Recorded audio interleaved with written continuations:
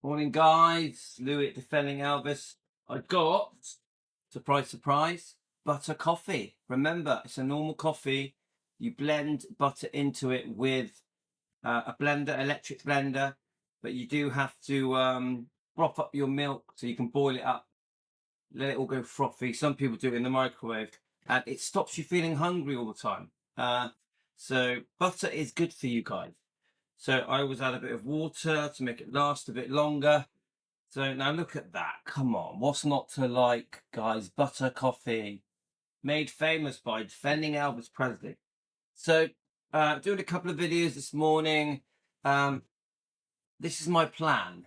So I want to, we're not just doing defending. Yeah, I know we're called Defending Elvis, but we are Elvis channel as well, aren't we? So let's learn about Sun Studios and all of the history together. Now, I've been looking around, and the video that stood out to me was Days with Jordan the Lion. Massive channel, 356,000 subscribers. So this is a great channel. Brilliant video. My education on the history is not very good. Yeah, I'm definitely learning. Maybe some of you guys will find this interesting. I think we're going to learn a lot together. It's a long video, so we might have to do it in 2 parts. And then I want to also jump over to Days of Jordan the Lion, his other video where him and Spy Guy walk around Beale Street and all the areas around Beale Street and Memphis. Yeah. So, but we're going to start off with the tour of Sun Studios, and then it mentions obviously Johnny Cash, Jerry Lee Lewis. So I think you're going to find this really interesting. The difference is I could just play that video and we could learn, but I think when we watch something together and we interact, and it's Team Elvis, Elvis fans around the world, and we watch almost like we're at a movie theater watching it together, chatting. I like that. There's something in that I like. So it's a joint experience that we share rather than just sticking it on TV. So let's learn together, guys. Here goes. Obviously, I'm going to stop and start. I do have to critique and review and all the rest of it. Otherwise, YouTube won't allow me to just play this video. I have to make it different by involving myself and you guys with it. So please subscribe to Days with Jordan and the Lion. We're going to do a couple of these. I will upload them live so we can interact with them together. And then I want to do a live stream, and we're going to have a walk around Beale Street with Spy Guy and Days, I think. Yeah. Okay, guys, let's do it. Historical recording studio area.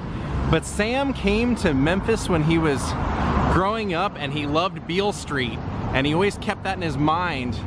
And so as he grew up, he ended up becoming a DJ, a radio DJ, and became pretty popular. Yep, that's Elvis, baby. Along with Johnny Cash and Carl Perkins, Jerry Lee Lewis. So I watched a bit of this earlier. I got a feeling that none of these people were famous at the time. Is that true or not? And then they all became famous very soon after. So Sam Phillips is responsible for all this, and what ended up happening was he got offered his dream job here in Memphis, started playing records, and became extremely popular. And what he realized was that he thought, hey, I can make records just as good as the people that are recording them out there now. And he put his money where his mouth was. That's interesting, guys. Yep, Roy Orbison as well. So at the time, this area was mainly all mechanic shops, and so Sam took over this building over here, and he started what was called... So mechanic shops, so they fix cars here? Yeah. The Memphis Recording Service.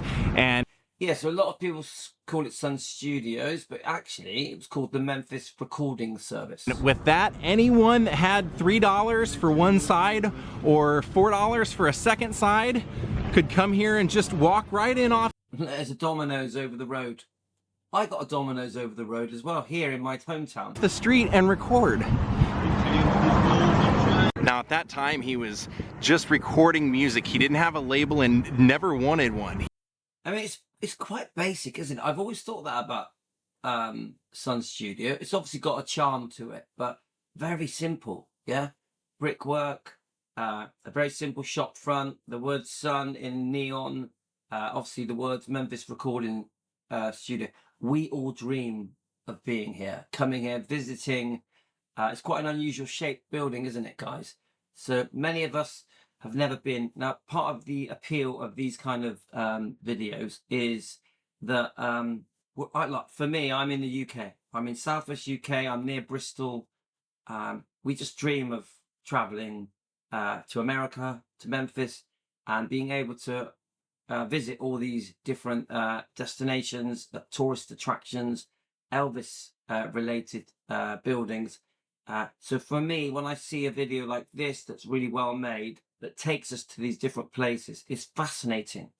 Fascinating, guys. He was recording music for just anyone who had the money to come in, and if he thought that the music was good, he was helping to get it deals with RPM. And so one of the first people that he ever discovered and helped out was a man. Look at that, guys. Look at that logo up there. Now, how original is that? It's probably been redone. Come on, guys. It was a long time ago. Or is it original? Who would later be known as B.B. King. Now, Sam ended up hiring in the early 50s Ike Turner to be his talent scout, and Ike Turner would go combing cities, going to pool halls and going to churches looking for great singers, and there he discovered... So Ike Turner is Tina Turner's husband? Yeah? Is that the right one? Howlin' Wolf, who was in his mid-40s. He'd never recorded anything. He brought him to Sam. Sam recorded him, and Howlin' Wolf became a blues staple. Now, eventually, Sam recorded so many records and was selling them so often that he never really considered that one thing you couldn't do was let somebody record the same song twice and sell it to two labels, and he did that. The song, both recordings became a hit, and a lawsuit came about, and it really threw Sam's business for a loop, and so he decided after this, forget all that, I'm just going to start my own recording studio, and it became Sun Records. Interesting. So something that went wrong, that cost Sam a fortune, a lawsuit, is what led to something that went right. Now, he also, in order to facilitate this, he had to keep the idea. So in July 1954, Sun Records released Elvis Presley's first recording. That record, and Elvis, oh, it's hard to read, guys, and Elvis, something that followed on the Sun label, changed popular music. Elvis developed an innovative and different sound, combining blue, gospel, and country. That quality made Elvis a worldwide celebrity. Within 2 years, he went on to become one of the most famous and beloved entertainers in history. Too right. Sun Records introduced many well-known people in all fields of music. Generations of musicians have been affected by those who recorded here, and especially by the music Elvis Presley first sang at Sun Records. Of letting people just come in off the street to record so that he could make money while he was trying to build up this studio and his record label while he's investing money. So do you hear that? So he did it. It was a bit of a sideline, the $3 to make a record. That was helping him fund the business. And one of the guys who came in and paid that $3 to record a side was Elvis Presley. He came in here to record a song for his mother's birthday. Sam's partner loved Elvis's voice, and she wrote down that he had a wonderful ballad voice, and to save it in case they needed somebody like him for future recordings. So for a year they... So Sam's partner, Sam's assistant, Sam's business partner, is it... let me know, who is the one? Never called Elvis. They never had him come in for an audition or anything, never to record anything. And as I said, the partner here was a huge fan of Elvis. She liked his voice and was every chance she got trying to influence Sam to, hey, remember that boy with a good voice? Trying to get him in here, and it never worked. So partner meaning girlfriend? Until Scotty Moore came here, and she arranged a luncheon with Elvis and Scotty Moore. They hit it off, and Scotty said, you know what, I think I can get Sam to listen to you.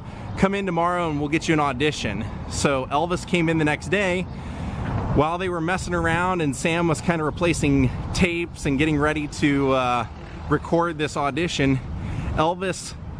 1 second, guys. I mean, this is fascinating. Yeah, it's very, very interesting.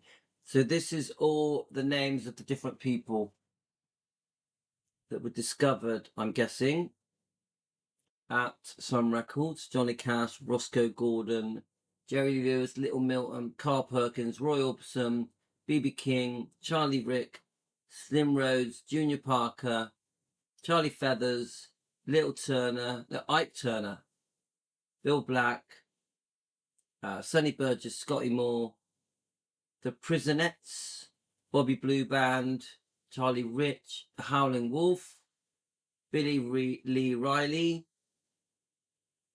Something Thomas, Gene Simmons, all very well-known names, aren't they? Wow, unbelievable. Unbelievable, guys. Some of the names on there. The biggest one, I think, is probably Johnny Cash, yeah? Busts out into That's All Right Mama, and he's beating on that guitar, and I love that guitar because look, it's got the that was the leather covered guitar with his name on it.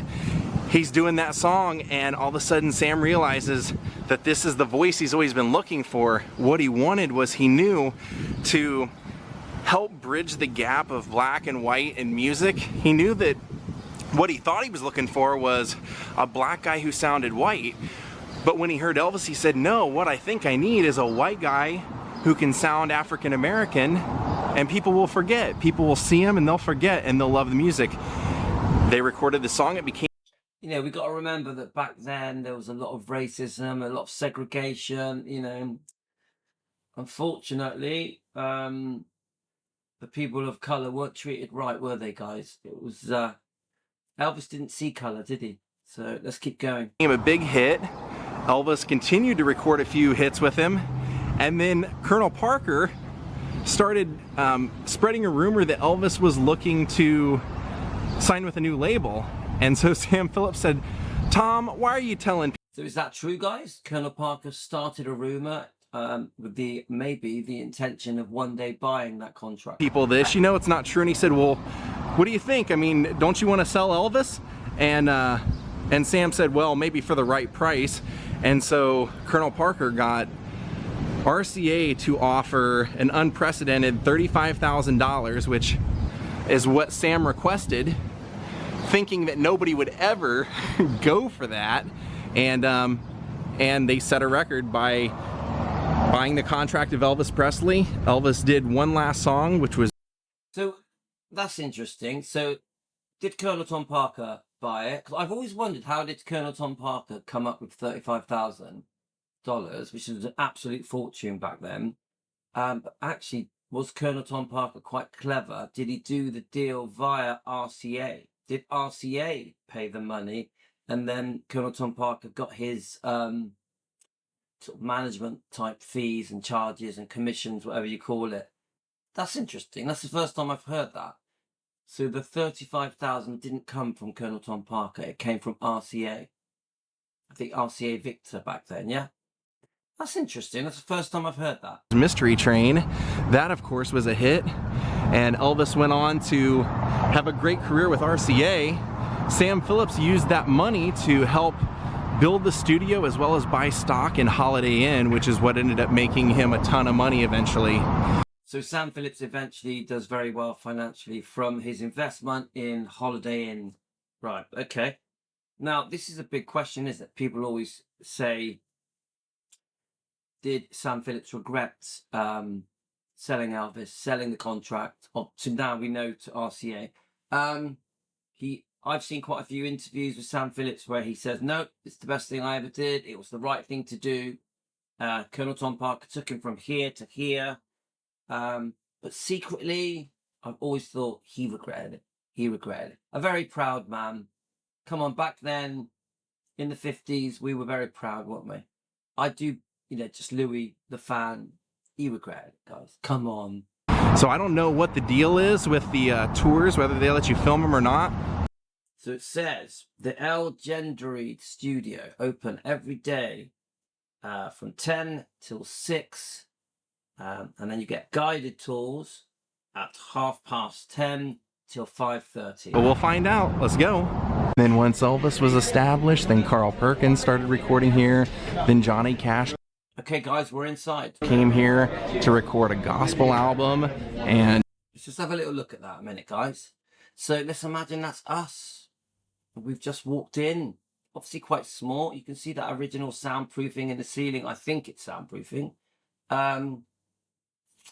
So, looking at all these pictures, they're not for sale, are they, guys? Are these original items? Let me know. How many of you have been there? How many of you would love to go there? How many of you are about to go there? We know that a few of you, like Carolyn, is going to go soon. Tony is going to go. Teresa is going to go. Karen has been recently. So Roy Orbison, Jerry Lee Lewis. I mean, it became historic. Sun Studios Cafe. Take a look at this.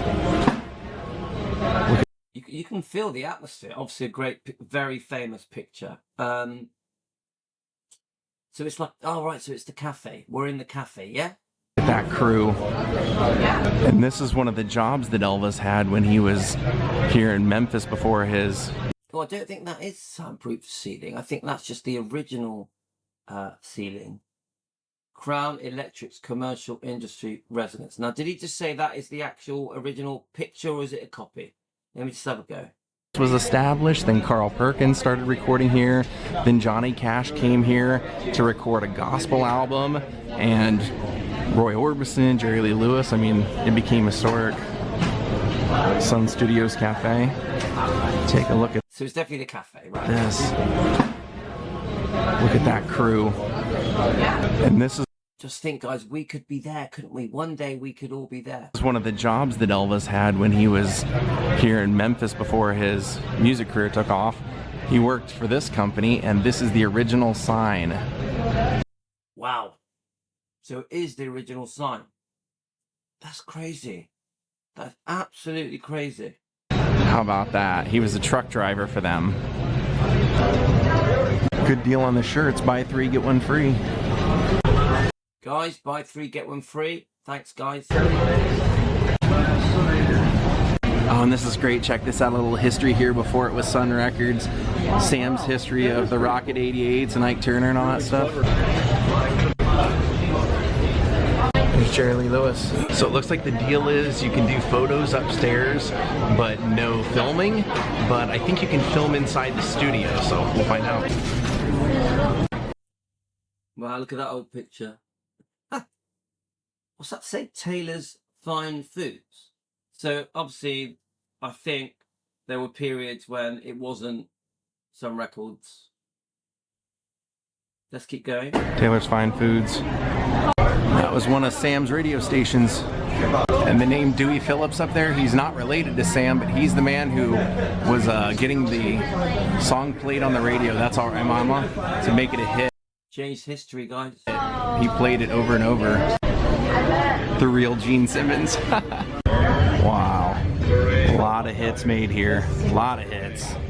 That one's signed by Johnny. Look at that. Best wishes, Johnny Cash. Slim Whitman, and then that one above it signed by Carl Perkins. This is a picture of Carl Perkins with his Cadillac, and it says that Sam Phillips made an offer to his artist that he would give a brand new Cadillac to the first Sun artist to sell 1 million records. And Blue Suede Shoes did it in 1955. And then this is all a I mean, Carl Perkins, he's so gifted, isn't he, guys? copy of Elvis's RCA contract when Sam sold him in 1955. And here it's signed by Vernon. So this is interesting. So you got the original contract. I think Elvis was classed as a minor, wasn't he? So parents had to do it. Look at Gladys giving Elvis a kiss. That looks to me like Colonel Tom Parker there. Wow, this is fascinating. The Peabody Hotel. Fascinating, guys. And Elvis. Let's look at his signature. Accepted and agreed. Please sign all copies.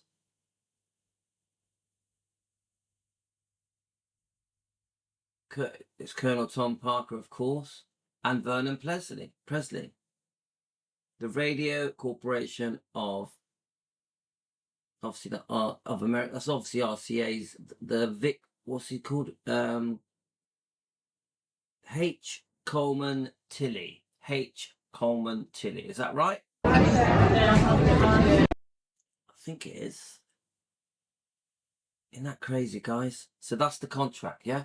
Received Colonel Tom Parker the amount of $4,500 for the following.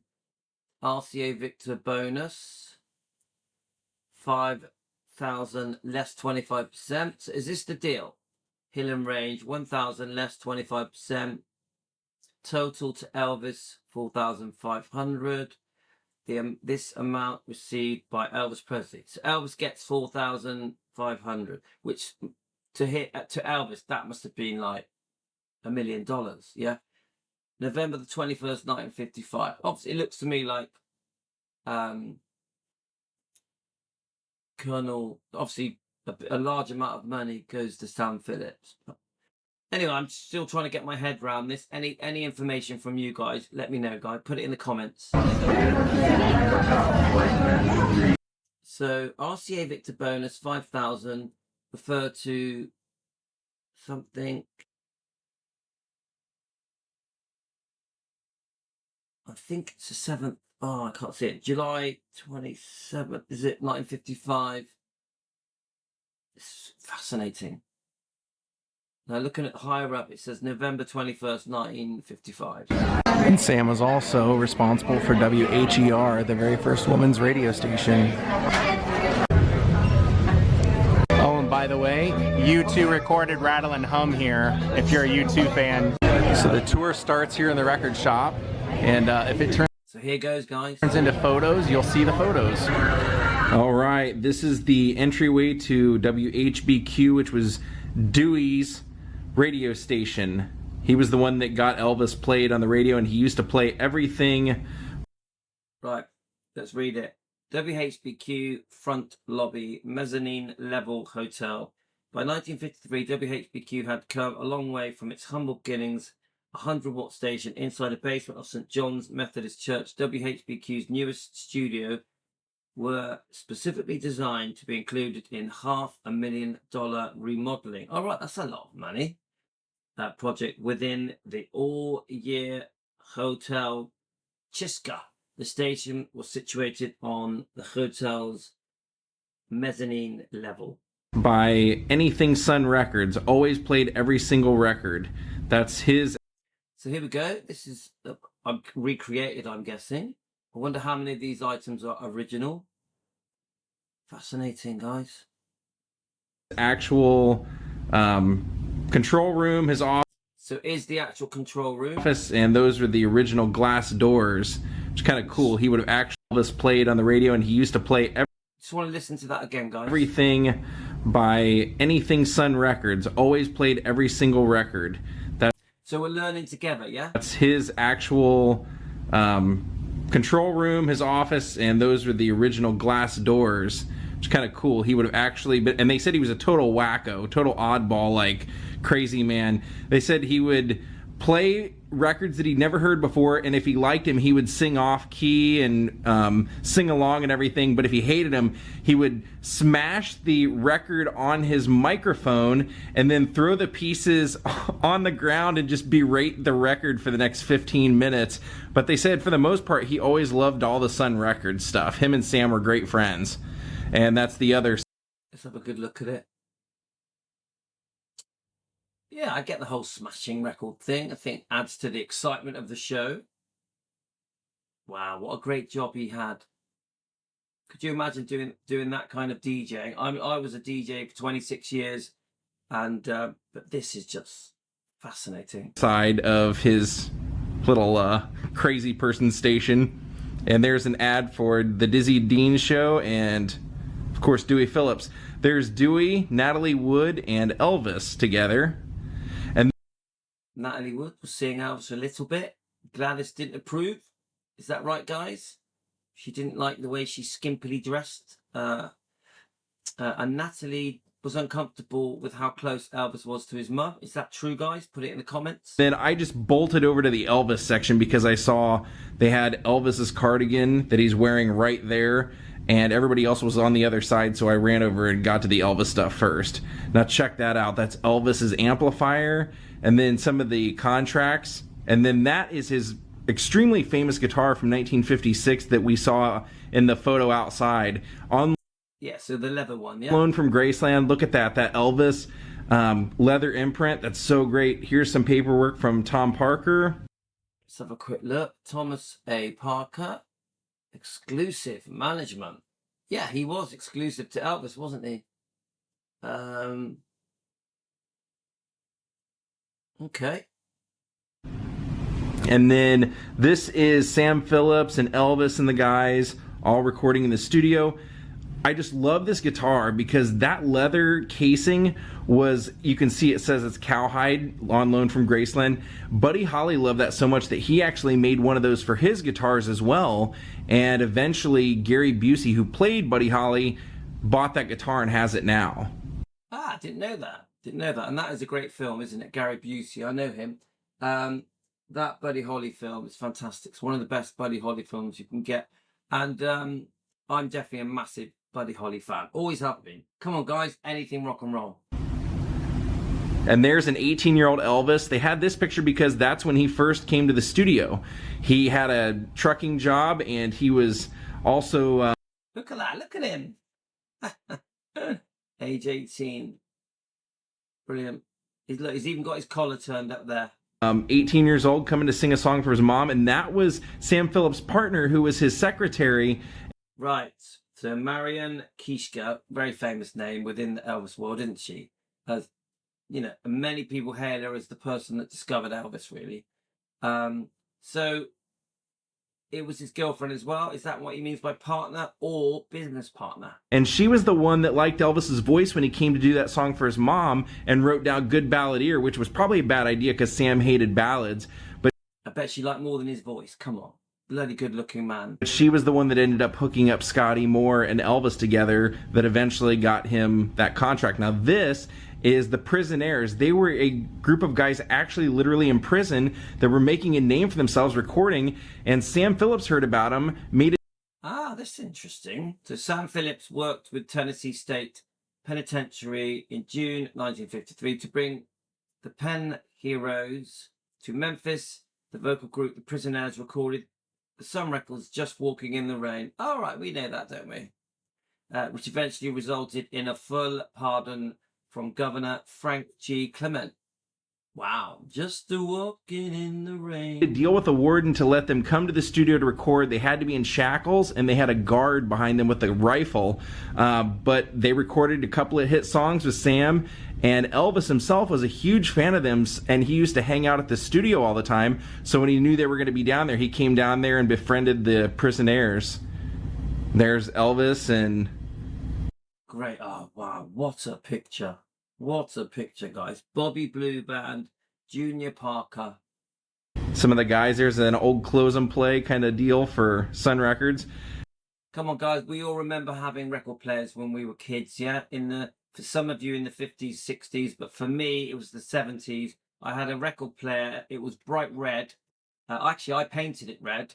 And that record player was so important to me. I literally would sit on my bed, finding all these old 45 rock and roll records, because anything rock and roll appealed to me. Anything. That includes the Beatles. I would just sit on my bed playing all these records. I love the ballads as well. Like Soldier Boy was one of my favourite songs. But good memories, guys. Sat in my bedroom as a kid, dreaming about rock and roll. They didn't really go into that guitar or this saxophone, but I assume they were used on recordings. And then this is the very first release by Sun Records, Johnny London. Pretty good song, but it wasn't a hit. So guys, if you have memories in the 50s, 60s or 70s or 80s, in your bedroom,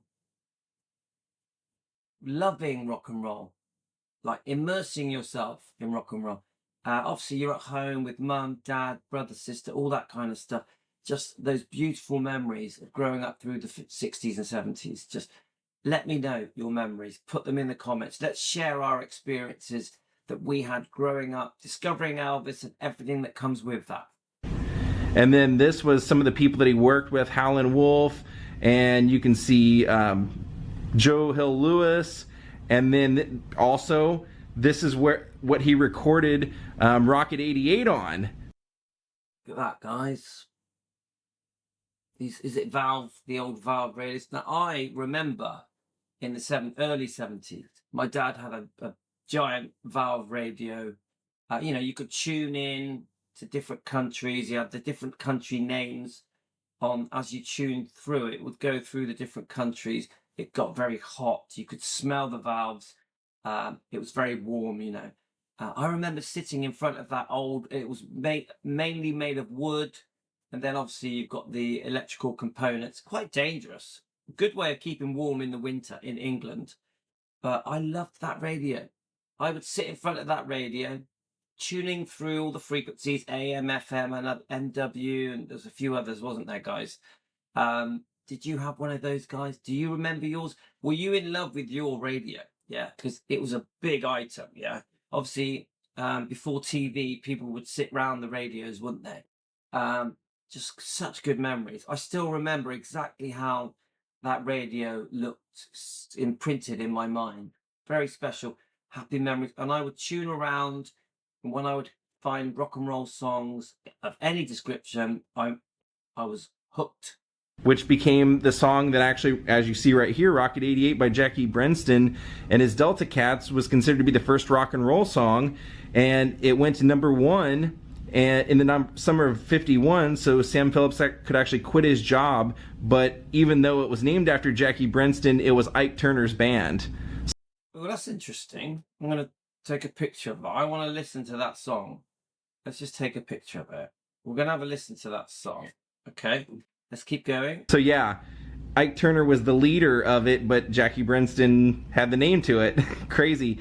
And this is a Chess Records label. Usually Sam would get people on RPM, but sometimes he would get them on Chess. And this was in the days before he had his own Sun Studio, Sun Record. Now that amplifier you see back there, that's the one they used for Rocket 88. And how they got that sound was it was broken. It fell off the car on the way to the studio. It was broken and it was coming out distorted. Sam threw some newspaper in it, liked the sound, recorded it, and that became the trademark. That's amazing. It's funny, guys. You know, these different little details. Brilliant show. Brilliant show. So we're going to play one more minute. This is part 1, and we're going to come back and play part 2. I want to go live with a walk around Beale Street as well after we've done part 1 and part 2. This is brilliant. I love it. We're learning together. This is all fascinating. Many of you already know these details. You know, you people that are really into the history and that have really done a lot of research into all of this, you're going to know all of this.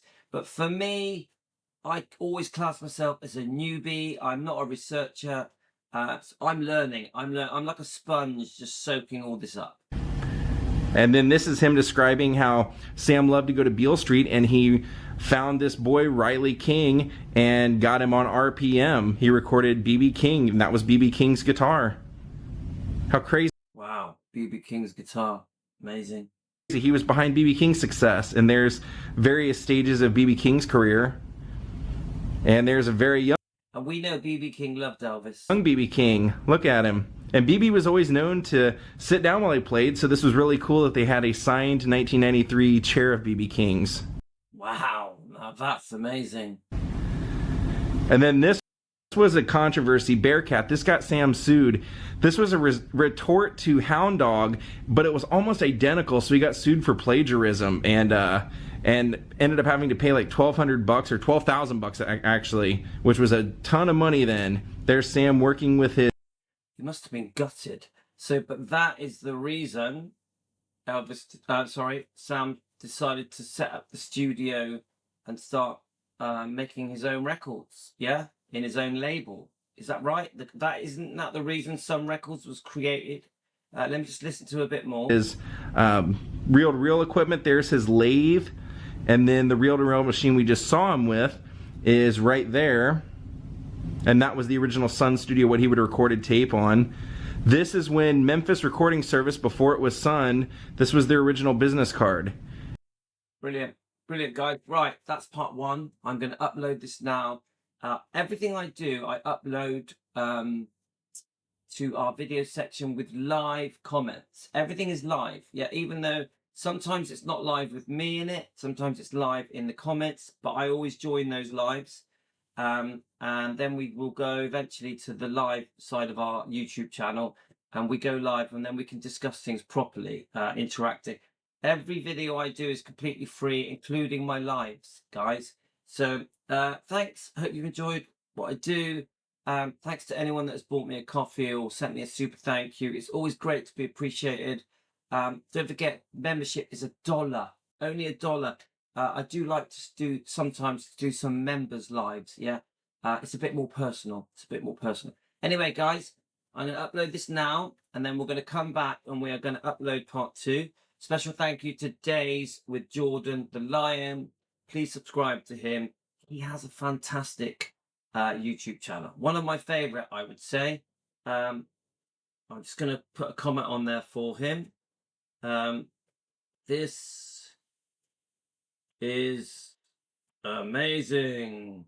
Brilliant. Really good, guys. Fantastic channel. The walkabout Beale Street that he's done is with Tiger Man. I'm a massive fan of Billy at Tiger Man. I really support Billy at the moment with his Tiger Man Dojo opening. I really want that to be a success for him. A massive undertaking for Spy Guy. Okay, guys, I'll be back for part 2.